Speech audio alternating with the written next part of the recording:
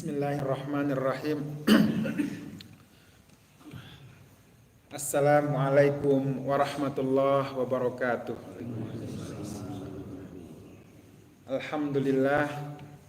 Alhamdulillahi rabbil alamin. Wa bihi nasta'in ala umurid dunya waddin. Wassalatu wassalamu ala rasulillah wa ala alihi wa sahbihi wa mawala amma ba'd. Hadirin jamaah Masjid Nurul Jamil yang dimuliakan Allah Subhanahu wa taala. Terima kasih Pak Haji tadi atas pengantarnya yang menjelaskan bahwa tafdilat, keutamaan antara ibadah-ibadah yang kita lakukan, antaranya kita bisa iktikaf duduk bersama di pagi hari yang mulia ini. Alhamdulillah, kita panjatkan syukur kepada Allah Subhanahu wa taala atas kesempatan, waktu, kesehatan di pagi yang hening dan sejuk ini dalam keadaan sehat dan penuh dengan lindungan Allah Subhanahu wa taala. Salawat dan salam kepada baginda Nabi sallallahu alaihi wasallam. Allahumma shalli wa sallim alaihi. Ibu, bapak sekalian yang dimuliakan Allah Subhanahu wa taala. Alhamdulillah, sekali lagi selalu mengalir dari lisan-lisan kita pujian kepada Allah Subhanahu wa taala. Kita pada hari ini berada pada bulan mulia, adalah Sayyidus Syuhur, penghulunya bulan-bulan yang dalam setahun. Wa Sayyidul Ayyam, juga kita berada pada penghulunya hari, yaitu hari Jumat. Pada kesempatan yang baik ini, mungkin baik juga kita merefleksi kembali amal kita.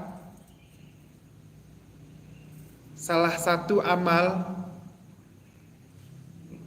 merupakan Sayyidul Amal adalah Fatihatul Kitab. Jadi coba kita temukan ini ya, di bulan yang mulia ini, di bulan Sayyidus Syuhur, di Sayyidul Ayyam wa Sayyidul Ibadah. Coba kita lihat, salah satunya adalah Fathul Kitab. Fathul Kitab itu adalah Al-Fatihah. Kita kaitkan dengan Ramadan, kita kaitkan dengan ibadah. Qala Allah Ta'ala fil Qur'anil Karim, wa laqad atainaka sab'am minal mathani wal Qur'anil azim. Al-Hijr 87. Dan kami, oleh Allah mengatakan, dan kami menurunkan sab'am minal mathani, 7 ayat yang diulang-ulang, wal Qur'anil azim, dan Al-Qur'an ini diturunkan pada bulan Ramadan, bulan yang mulia ya. Sab'ul mathani adalah induknya, mukhun minal Qur'an, sayyidun minal Qur'an. Sab'ul mathani adalah 7 ayat yang diulang-ulang. Ada ulama yang mengatakan mulai dari Bismillahirrahmanirrahim sampai waladhdallin itu menjadi 7. Ada juga yang ulama mengatakan dari Alhamdulillah. Kalau Alhamdulillah nanti ada bagian ayat yang dibagi 2, terutama yaitu di akhir ya. Ghairil maghdubi alaihim waladhdallin itu dibagi 2. Jadi itu adalah sab'am minal mathani, 7 yang diulang-ulang. Bayangkan Ayat ini kita ulang berapa kali dalam sehari? Minimal ya, minimal 17 kali, minimal 17 kali. Kalau tidak kita baca 17 kali, maka dihitung oleh Allah tidak sah pasti sholatnya. Ya.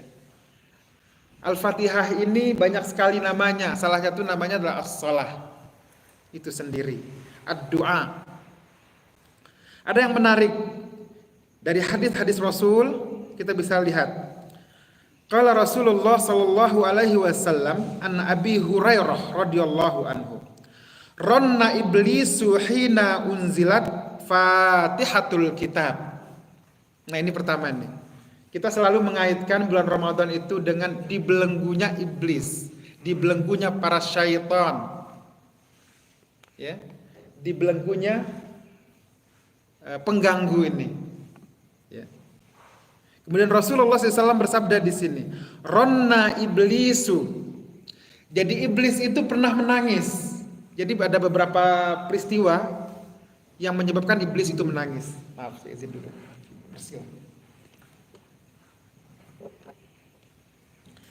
Jadi iblis itu pernah menangis beberapa kali ya.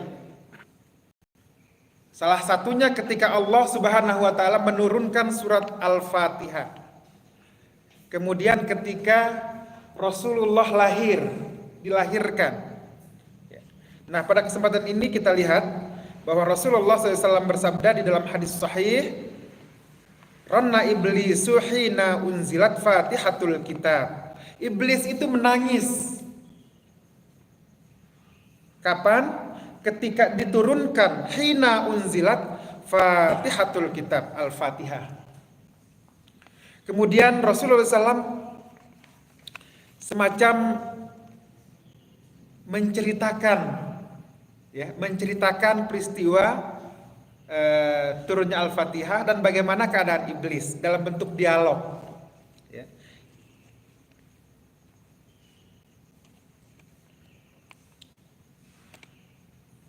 Qala Mujahid hina unzilat Fatihatul Kitab ronna iblis fajtama'a indahu syayatin. Supaya kita mengenal dulu ya. Mungkin kita sudah sering sekali sangat mengenal dengan surat Al-Fatihah, tapi mungkin kita coba lihat peristiwa-peristiwa yang unik menurut saya ya.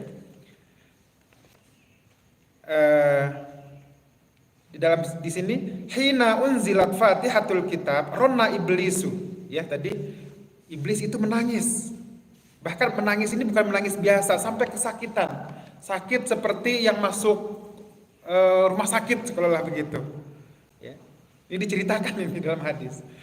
Fajtama'a indahus syayatin. Iblis itu adalah penghulunya syaitan.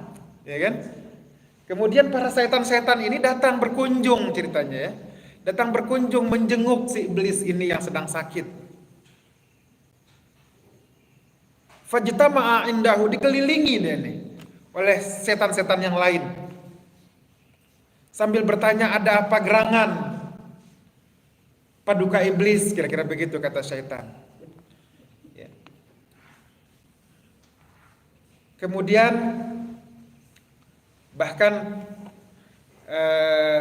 dikatakan ya di dalam cerita yang lain begitu, di dalam penjelasan yang lain bahwa kesakitannya itu seperti orang sakit gigi yang sakitnya itu nggak berhenti-henti gitu. Saking kesakitannya karena turunnya Al-Fatihah. Sebetulnya ini adalah sebuah analogi ya, supaya kita lebih mudah memahami sebetulnya ya. Tentu peristiwanya tidak sesederhana itu, tetapi Rasul tentunya membahasakan dengan bahasa yang mudah kita pahami dan kita bisa bayangkan secara sederhana. Kemudian iblis menjawab ya, karena tadi bertanya iblis-iblis yang lain, apa gerangan, apa masalahmu? Paduka iblis, kata syaitan yang lain kira gitu. Laisa kama taqulun. Bukanlah sakit yang seperti kalian bayang-bayangkan ini. Aku sakit fisik ya. Ada anggota badan yang sakit, yang cedera dan seterusnya. Walakin unzila suratun laisa ajrun qailuha illa an harramallah binari jahannam. Bukanlah sakit seperti yang kalian bayangkan itu, tetapi Sesungguhnya Allah. Ya. Jadi syaitan iblis itu mengakui wujudnya Allah itu, mengakui keesaan Allah itu. Tetapi memang takdirnya adalah ingkar. Allah itu menurunkan sebuah surat. Laisa ajrun, tidak adalah pahala yang akan diperolehi bagi orang yang membacanya, illa an harramallah binari jahannam, kecuali Allah akan mengharamkan baginya jahannam, neraka jahannam. Maka dari itu, wahai para setan, kata iblis ini, qad batala qaidukum wa makrukum, telah batal, gagal semua upaya kalian dan makar-makar kalian. Ini kata iblis kepada para setan. Terus para setan ini semacam respon, lah terus mau ngapain kita ini sekarang gitu, kalau Allah sudah menurunkan benteng, perisai bagi kumpulan orang-orang yang akan kita goda ini gitu. Kemudian iblis menjawab, idhabu wajtahidu, kalian pergi bersegera, bertebaran segera, kemudian bersungguh-sungguh. Ini perintah iblis kepada para setan. Idhabu wajtahidu hatta tughfalu qulubuhum. Pekerjaannya apa? Kalian ganggu hati mereka, tutup hati mereka, kunci hati mereka, hatta la yaqulu hadhihi surah, sampai mereka tidak lagi mengucapkan surat ini, sampai mereka melupakan surat ini, sampai mereka tidak mengenali surat ini.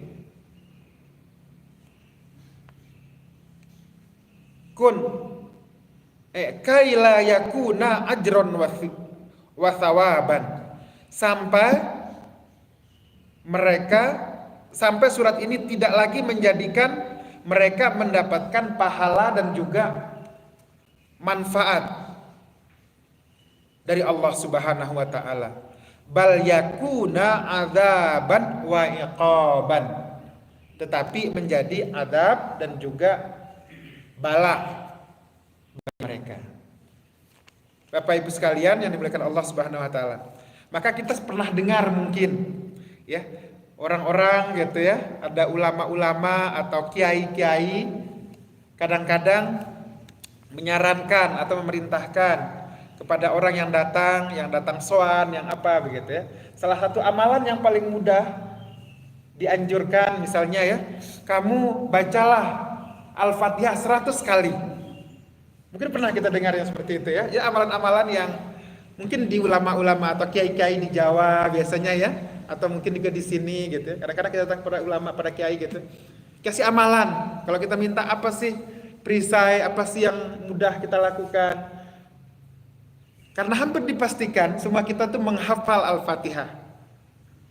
Kalau tidak hafal pun, misalnya orang-orang yang jauh ya, tidak terbiasa dengan ibadah, tetapi paling tidak dia mendengar, mengetahui Al-Fatihah.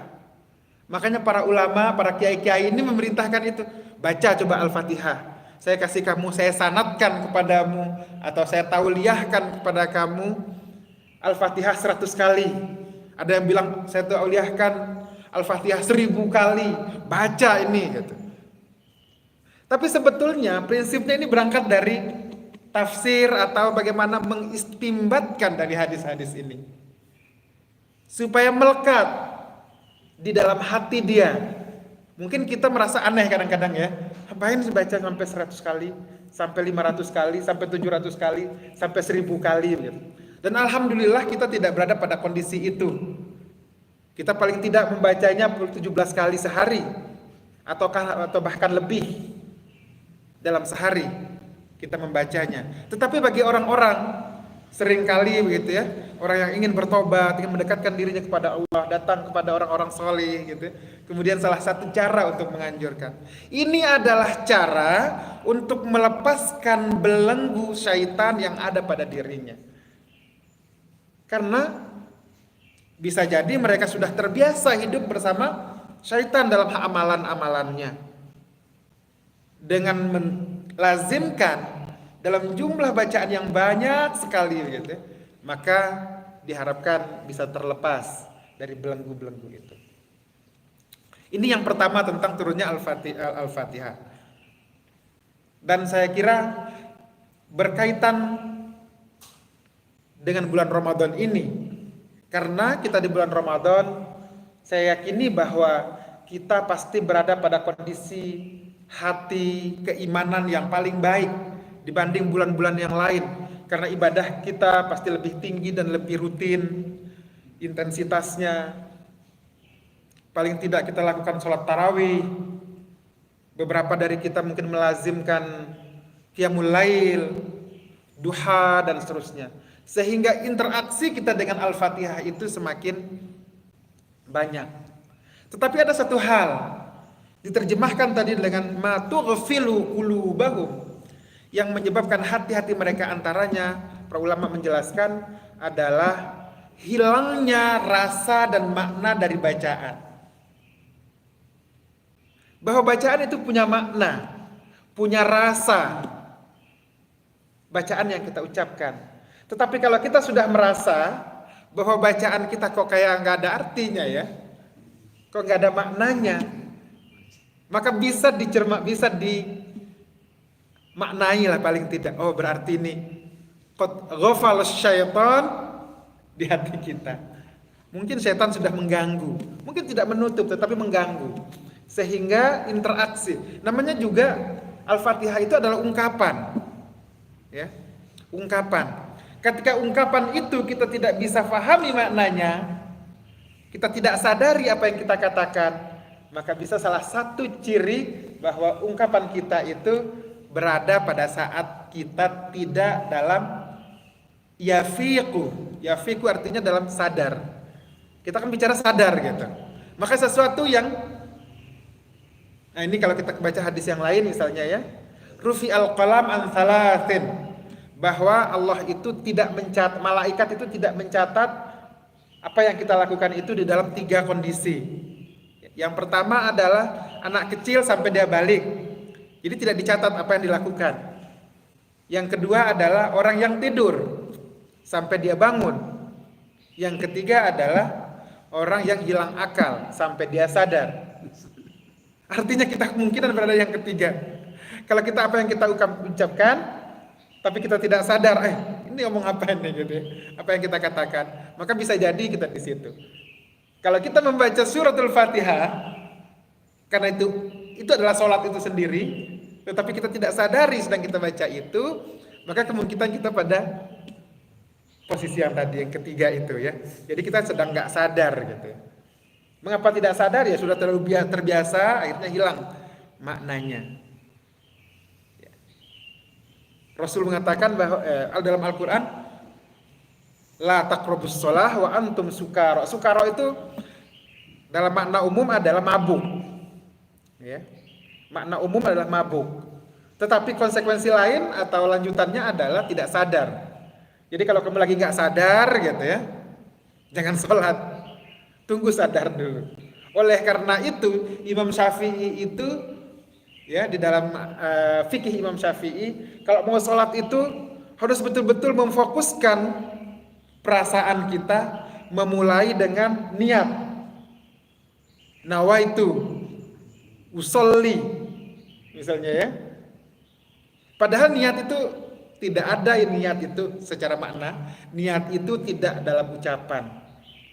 Kita bangun pagi tidur gitu ya, bangun dari subuh, saya mau sholat subuh di Masjid Nurul Jamil. Itu adalah niat sebetulnya ya, dan tidak diucapkan di dalam lisan, yaitu di dalam hati. Bahkan tidak ada struktur kalimatnya gitu ya. Itu adalah niat. Kita sudah datang ke sini dan tidak perlu diucapkan lagi. Dalam ulama yang lain mengatakan tidak ada ungkapan niat itu. Kira-kira begitu. Nah ini, jadi kaitannya dengan hadis ini ya, bagaimana kita menghadirkan, memastikan bahwa kita tidak sedang berada dalam kondisi dilalaikan oleh syaitan, bahwa kita sadar betul apa yang sedang kita baca.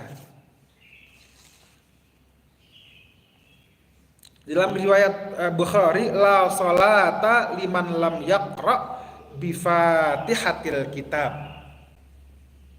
Bahwa tidak ada salat liman lam yaqra, bagi orang yang tidak membaca Al-Fatihah atau Fatihatul Kitab. Jadi salatnya tidak dihitung. Nah, ini hadis Bukhari, ya. Nah, ini terjadi perbedaan pendapat para ulama. Yang dimaksudkan dengan tidak membaca itu apa gitu.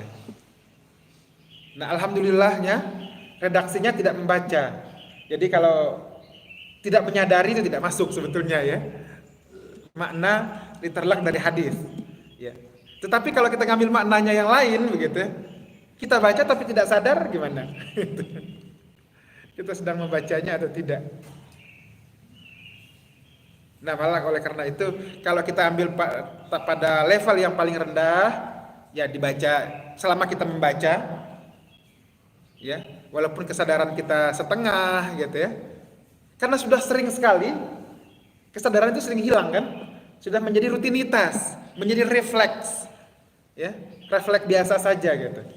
Nah, ini la sholata liman lam yaqra bi Fatihatil Kitab. Tapi kalau kita ambil makna yang lebih tinggi adalah hadir dengan kesungguhan, dengan kesadaran bahwa saya sedang sholat dan membaca Al-Fatihah.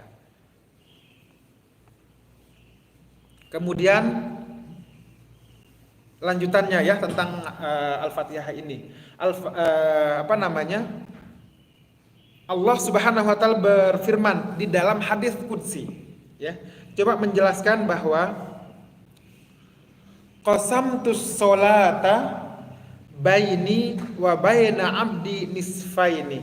Nah, ini sebelum ini, ya, mengapa syaitan itu begitu terganggu, kesakitan iblis itu ketika turunnya Al-Fatihah tadi? Karena Al-Fatihah itu adalah firman Allah. Tetapi kalau kita cermati redaksinya, kok kayak bukan firman Allah.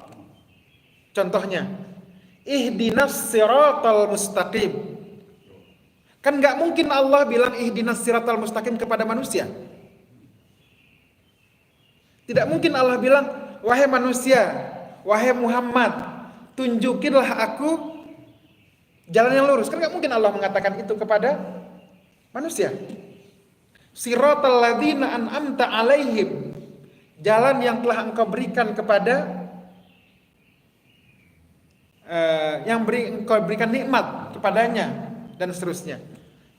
Kan Allah mengatakan, tapi nggak mungkin Allah mengatakan itu. Artinya Allah itu memberikan, unzila, memberikan hadiah, anugerah, gift. Jadi ini dari Allah, diserahkan kepada manusia. Kemudian dengan itu manusia berbicara kepada Allah. Oleh karena itu di dalam hadis-hadis penjelasan tentang ulumul Quran akan menjelaskan seperti ini. Qulu alhamdulillahi rabbil alamin. Qulu ar-rahmanir rahim. Qulu maliki yaumiddin. Jadi Allah itu mengatakan, jadi dimulai. Kalau dalam redaksi ayat yang lain misalnya, qul huwallahu ahad. Jadi memang itu kata-kata Allah kan? Qul huwallahu ahad. Jadi Allah yang mengatakan kepada manusia, hai kamu, hai Muhammad, hai manusia, katakanlah bahwa Allah itu satu. Clear gitu. Tetapi dalam Al-Fatihah tidak. Tidak Allah mengatakan kul, tidak mengatakan kulu, tetapi langsung alhamdulillahirabbil alamin, ar-rahmanir rahim, dan seterusnya. Nah, ilmu Al-Quran menjelaskan bahwa Al-Fatihah itu adalah firman Allah yang dikatakan oleh Allah. Oleh karena itu ada yang tersembunyi di dalam kalimatnya, yaitu qulu. tidak diucapkan oleh Allah, tidak difirmankan oleh Allah Subhanahu wa taala, tetapi ada. Inilah yang membuat artinya iblis itu paham betul apa yang disampaikan oleh Allah Subhanahu wa taala. Mengerti betul apa yang dibawa oleh yang diturunkan oleh Allah Subhanahu wa taala kepada manusia. Bahwa ini adalah hadiah yang terbaik. Hadiah ini akan membatasi mereka dari dapat mengganggu manusia.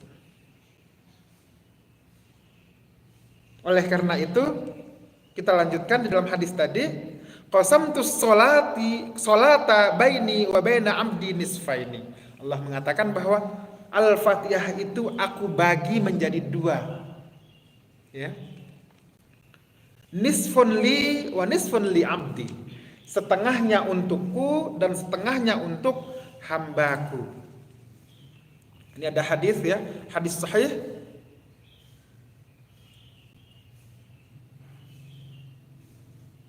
Ketika ini ada dialog ya. Di dalam Al-Fatihah itu adalah proses percakapan antara kita dengan Allah Subhanahu wa taala.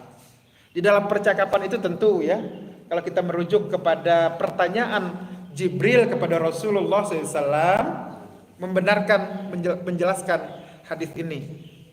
Jibril bertanya kepada Rasulullah ya, mahwal iman, mahwal Islam. Tapi yang kita mau lihat ini mahwal ihsan. Rasulullah menjawab, as-sa'il a'lamu minal mas'ul. Orang bertanya, yang bertanya lebih tahu dari yang ditanya. Jawab Rasulullah kepada Jibril. Kemudian Jibril menjawab, al-ihsanu an ta'budullah ka'annaka tarahu fa in lam takun tarahu fa innahu yaraka. Jibril menjawab, ihsan itu adalah kamu sedang beribadah kepada Allah. Dalam hal ini sholat. Ka'annaka tarahu, seolah-olah Allah itu berada di depanmu. Tetapi kan tadi kita katakan bahwa ini yang tersembunyi kan, yang tidak kelihatan. Nggak mungkin kayaknya seperti itu. Kita akan mengatakan seperti itu. Tetapi kemudian Jibril menjawab, fa in lam takun tarahu, karena kamu tidak mungkin melihatnya, maka yakinlah bahwa kamu sedang dilihat oleh Allah Subhanahu wa taala. Fa innallaha yaraka di sini. Nah, dari hadis tadi kita bisa melihat dalam hadis yang lain bahwa ada dialog di situ. Ya. Dialog yang diajarkan sendiri oleh Allah Subhanahu wa taala di dalam hadis qudsi. Ketika seorang hamba, ketika kita sedang sholat membaca alhamdulillahi rabbil alamin, kemudian Allah menjawab hamidani abdi, hamidani abdi, kita mengatakan segala puji hanya bagi Allah Tuhan semesta alam. Kemudian Allah menjawab hamidani abdi, bahwa hambaku sedang memujiku, bahwa engkau sedang memujiku. Kemudian Ar-Rahmanir Rahim, kemudian Allah menjawab asna alayya abdi, bahwa hambaku juga sedang memujiku, tetapi dalam bahasa yang berbeda. Ini yang tadi hamada ya, memuji. Ini asna, asna ini memuji juga gitu ya, tetapi lebih halus ya ungkapan itu. Kemudian kita mengatakan Malik Yaumiddin, majadani amdi, hambaku telah memuliakanku. Sampai jam berapa Pak Haji? Ada diskusi? Masih ada waktu ya? Saya habiskan sedikit. Kemudian iyyaka na'budu wa iyyaka nasta'in. Ya. Kemudian Allah menjawab, hadza baini wa baina abdi wa li abdi ma sa'ala. Ya. Ketika kita mengatakan iyyaka na'budu wa iyyaka nasta'in, hanya kepada Engkau kami menyembah dan hanya kepada Engkau kami mohon pertolongan, maka Allah menjawab, ini adalah bagiku dan bagian kamu hambaku, dan bagi hamba dan dan bagian hambaku dan bagi hambaku yang dimintanya dan bagi hambaku yang dimintanya. Jadi bagian ketika iyyaka na'budu wa iyyaka nasta'in, bagian ini adalah bagian kita hamba, dan engkau akan mendapat apa yang engkau minta. Apa yang kita minta? Na'budu wa nasta'in, kepada engkau menyembah, dan yang kita minta apa? Nasta'in, pertolongan dan perlindungan dari Allah Subhanahu wa taala. Apa permintaan kita yang selanjutnya adalah ihdinas siratal mustaqim, siratal ladzina an'amta alaihim ghairil maghdubi alaihim waladdallin. Nah, ini saya kira di sini pernah dibahas juga ya terkait dengan Al-Fatihah secara lebih detail terkait dengan tafsiran ayat-ayatnya. Tetapi paling tidak ini membangunkan satu ya mungkin kesadaran ulang lah begitu ya terkait dengan Al-Fatihah ini. Oleh karena itu di dalam hadis yang diriwayatkan oleh Aisyah radhiyallahu anha bahwa Nabi tidak membaca Al-Fatihah secara muttasil. Alhamdulillahi rabbil alamin arrahmanir rahim maliki yaumiddin.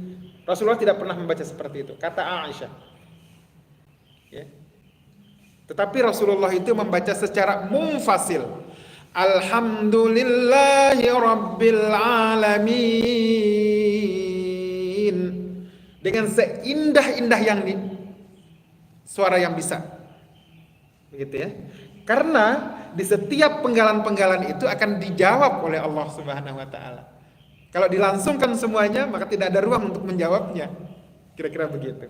Dialog tidak terbentuk, tidak terjadi.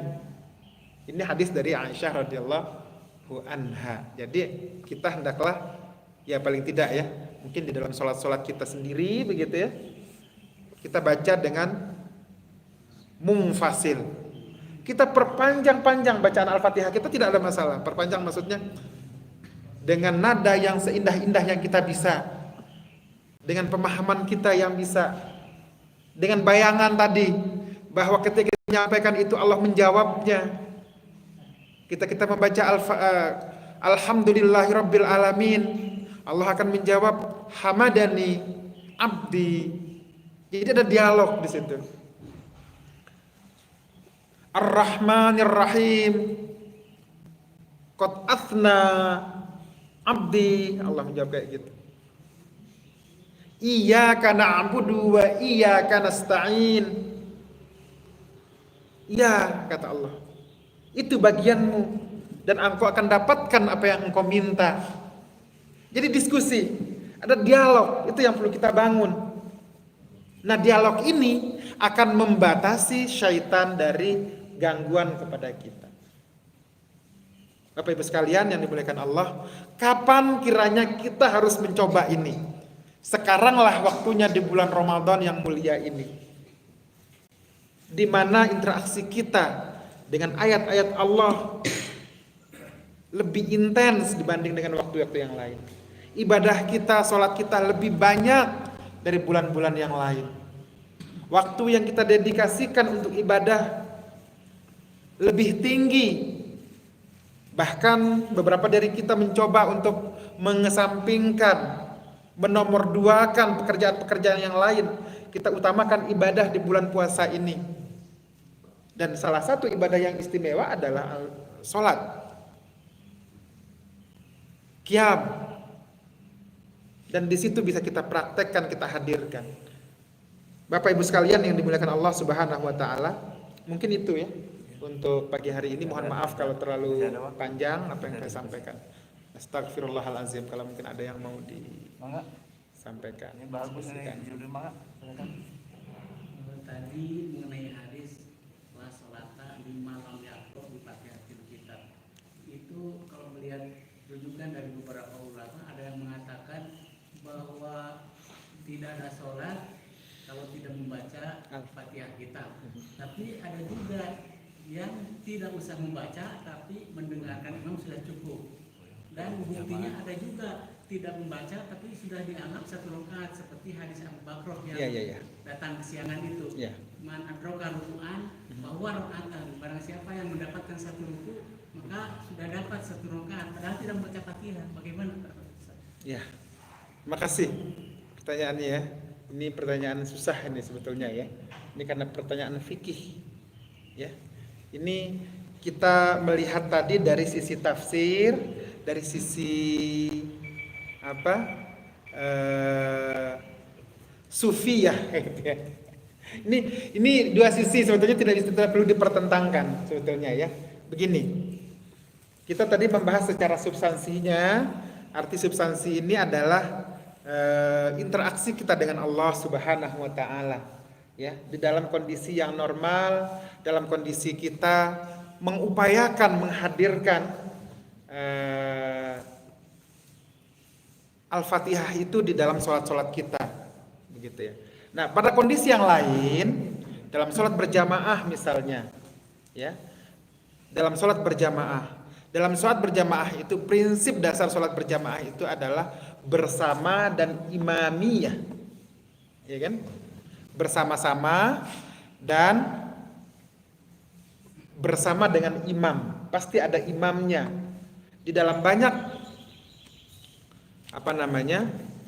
penjelasan terkait dengan kaidah berimam ini, ya, banyak hal sebetulnya bahkan di dalam kehidupan sehari-hari pun, dalam kehidupan sosial begitu ya, ketika sudah dalam bentuk berjamaah kemudian ada imamnya, maka banyak hal yang bisa kita lakukan, yang harus kita lakukan itu bisa terwakili oleh pihak lain karena sudah dilakukan oleh pihak lain.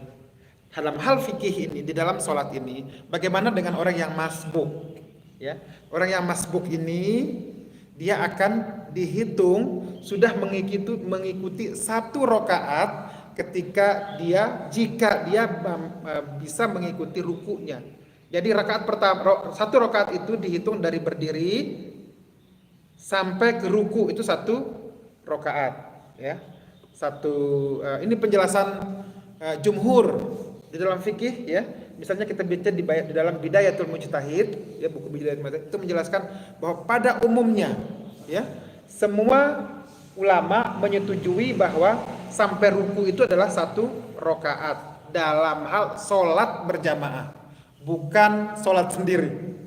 Kalau saya sendiri nggak boleh Bapak Ibu. Tapi sholat berjamaah itu dibenarkan, ya. Karena ada orang yang berupaya untuk menyempurnakan sholatnya itu bersama dengan imam, tapi dalam hal tertentu dia terlambat sehingga dia hanya mendapatkan ruku, ya. Maka banyak imam-imam dengan kesadaran ini di waktu-waktu tertentu itu menjadi mempanjangkan bacaannya, terutama sholat maghrib di bulan puasa ini, ya kan?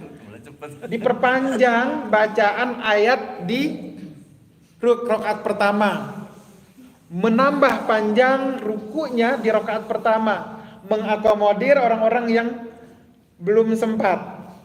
Ini ijtihad lah ini sebetulnya, ya. Nah, ini perlu pemahaman, imam-imam perlu memahami ini sebetulnya, ya, untuk mengakomodir orang-orang yang datang terlambat sebetulnya, ya. Jadi ada ternyata kita dengar, ya, itu jadi imam, ternyata ada grup orang di belakang gitu, ya, lagi datang motor, panjangkan, tambah lagi sholat bacaannya, kira-kira begitu. Masih ada kita dengar ada seorang yang lagi buru-buru gitu, ya. Panjangkan sedikit rukunya supaya orang ini dapat rukunya gitu, ya, dapat 1 rakaat. Membantu, namanya juga berjamaah.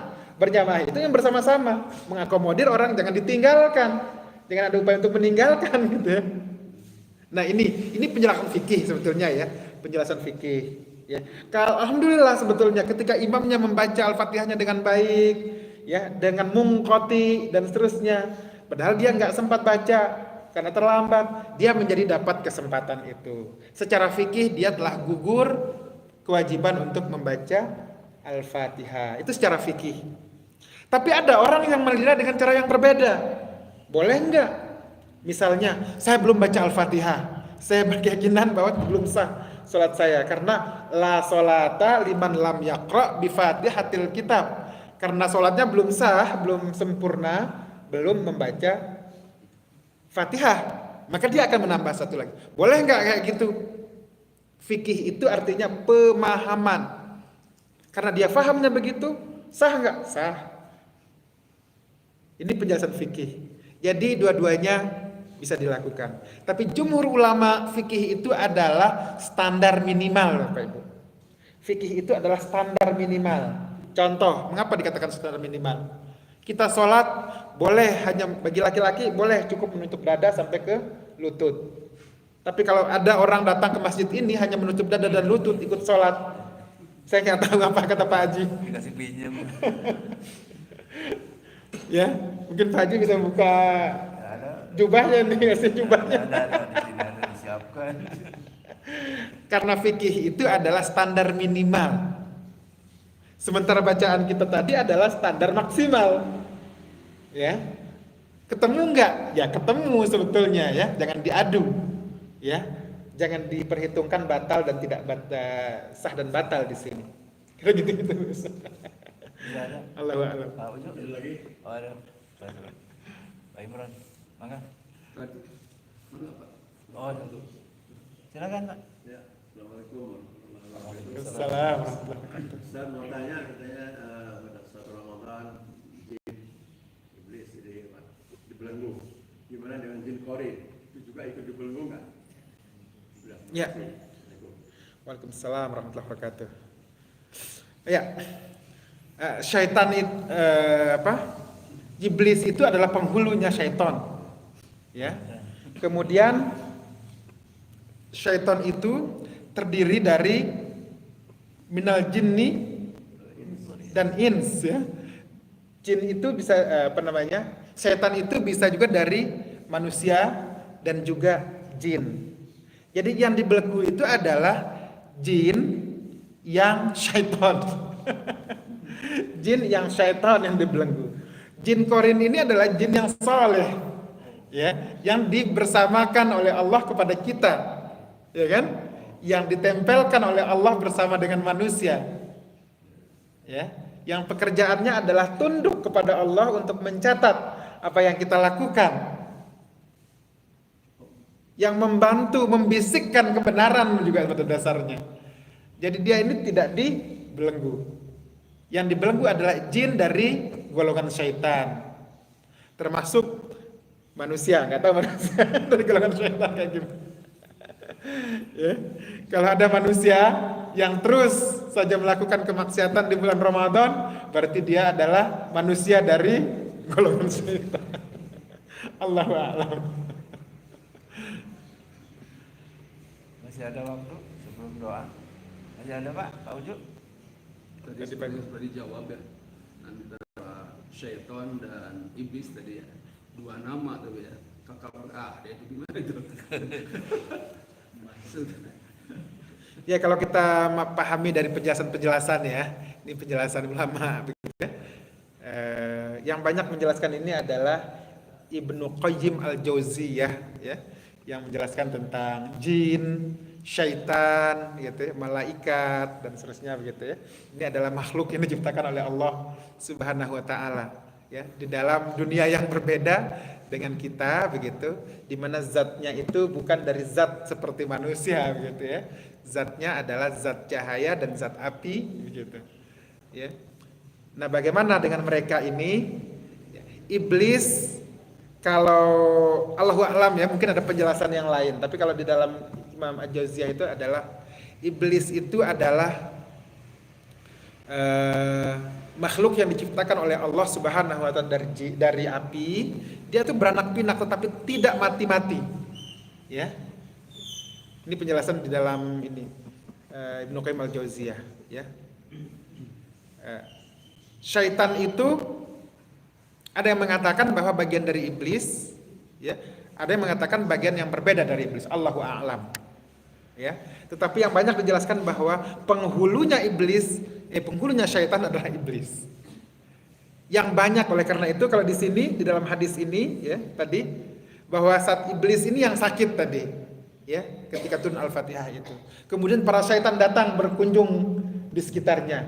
Nah, apakah ini entitas yang berbeda ataukah menjadi bagian dari entitas ini begitu. Tetapi yang dimaknakan di sini adalah iblis itu adalah penghulunya, setan itu adalah dayang-dayangnya. Ya. Serdadu-serdadunya begitu ya. Pasukan-pasukannya.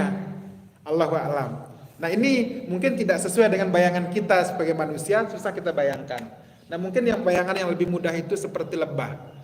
Ya, lebah itu ada penghulu yang berbeda, rajanya itu beda, ratunya beda dengan anggota-anggotanya, fungsinya bisa beda-beda.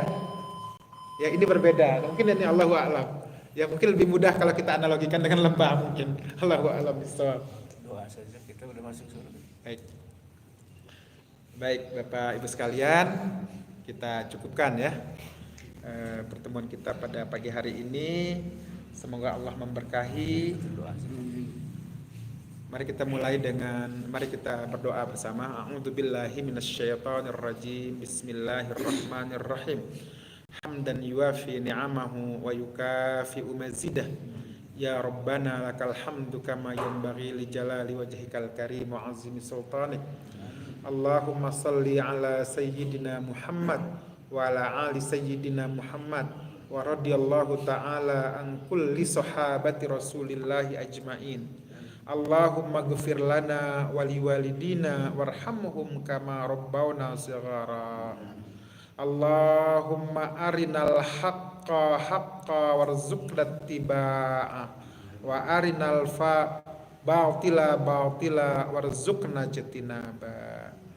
Allahumma adkhilna mudkhala sidqin wa akhrijna mukhraja sidqin waj'alna lil muttaqina imama. Allahumma arhamna wa zayyinna bi fatihatil kitab. Allahumma ansurna bi muamalati bi fatihatil kitab. Allahumma taqabbal minna du'aana wa siyamana wa qiyamana fi Ramadan. Allahumma wassilna bi Ramadan fi sanatil atiyah. Rabbana zalamna anfusana wa illam taghfir lana wa tarhamna lanakunanna minal khasirin. Subhana rabbika rabbil izzati amma yasifun, wassalamun alal mursalin, walhamdulillahi rabbil alamin. Wassalamualaikum warahmatullahi wabarakatuh.